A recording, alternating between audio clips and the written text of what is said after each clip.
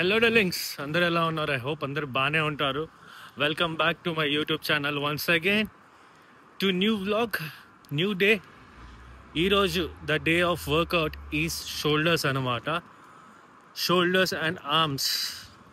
So complete arms, చెస్ట్కి tricep and లాట్స్కి bicep ఉంటుంది కదా, అట్లాగే షోల్డర్స్కి రిమైనింగ్ ఆర్మ్ వర్కౌట్ ఏమేమి ఉందో like bicep, tricep and forearms, అవన్నీ వర్కౌట్ ఈరోజు చేసేద్దాం అనుకుంటున్నాను. దట్టు ఓపిక ఉంటే, కంప్లీట్గా డ్రైన్ అవ్వకపోతే I will do that all stuff. And weather అయితే it's becoming so cold and ఇట్లా ఆకులు అన్నీ రాలిపోతున్నాయి. చెట్లు చూడండి, చెట్లు ఎలా అయిపోయినాయా.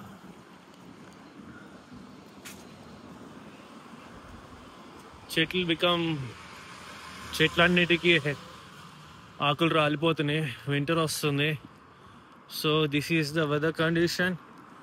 అండ్ మా జిమ్ వచ్చేసి పైనియర్ పాయింట్ అనమాట.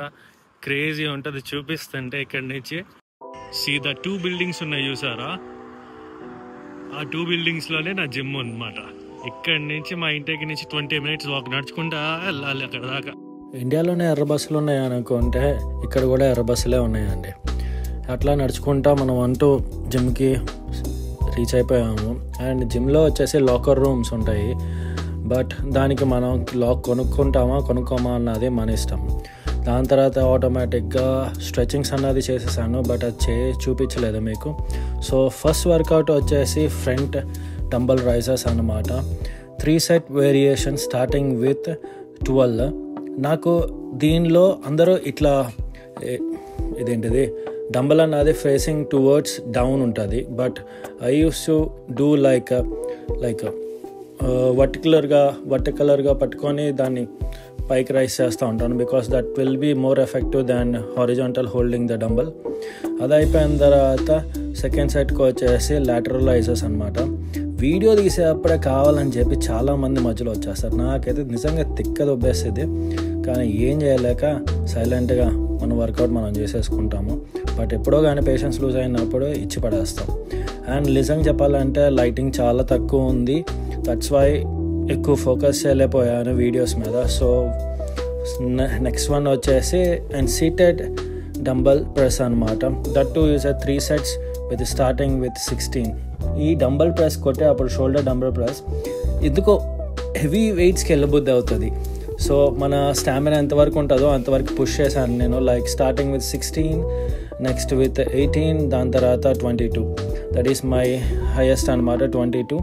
దాన్ని ఇంకా బీట్ చేయాలి. మన షోల్డర్ స్ట్రెంగ్త్ పెంచుకుందాం అనుకునే లోపే మన షోల్డర్ ఇంజరీ అయితే బయటకు వచ్చేస్తుంది ప్రతిసారి. అండ్ దీని తర్వాత రోప్ అనమాట. ఈ వర్కౌట్ వచ్చేసి అయితే మనకి బ్యాటిల్ రోప్ షోల్డర్ వర్కౌట్ అనమాట. దీనికోసం మన పొజిషన్స్ అండ్ హోల్ బాడీ మీద అయితే మస్త్ ఎఫెక్ట్ పడిద్ది దీనికి. నేను ఏదో పొడిచేద్దాం అనుకున్నా, కానీ అనవసరంగా ఈ వర్కౌట్లో షోల్డర్ వర్కౌట్కి యాడ్ చేసుకున్నాను. లైక్ స్క్వాట్స్ పొజిషన్లో కూర్చొని హ్యాండ్స్ని సైమల్టేనియస్గా 2 and 4 మోషన్లో మూవ్ చేస్తూ ఉంటే లిటరలీ మన లాట్స్ మీద వర్క్ అవుద్ది, షోల్డర్స్ మీద వర్క్ అవుద్ది అండ్ మన థైస్ మీద కూడా వర్క్ అవుద్ది. సో దిస్ ఆల్ ఇంత వర్కౌట్ని స్ట్రెస్గా తీసుకొని 3 setsని కౌంట్గా చేస్తే నాకైతే లిటరలీ పుల్స్గా ఆరిపోయింది అన్నమాట. అండ్ వెదర్ చూస్తేనేమో మా జిమ్ నుంచి వ్యూ క్రేజీ ఉంటుంది. ఇంకా నా వల్ల అయిపోయిందని చెప్పేసి హైడ్రేషన్ వాటర్ తీసుకొని అలా కూర్చున్నాను. ఆలోచిస్తున్నా ఏంటి ప్రతిసారి జిమ్లో అనుకున్న వర్కౌట్ని కంప్లీట్ ఎందుకు చేయలేకపోతున్నాను.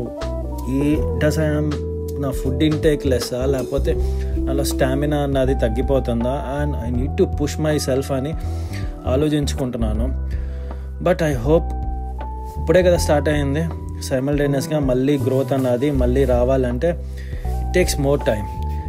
బట్ జిమ్ అన్నది నన్ను నేను చాలా పుష్ చేసుకుంటా, go on we can do అనుకుంటున్నాను.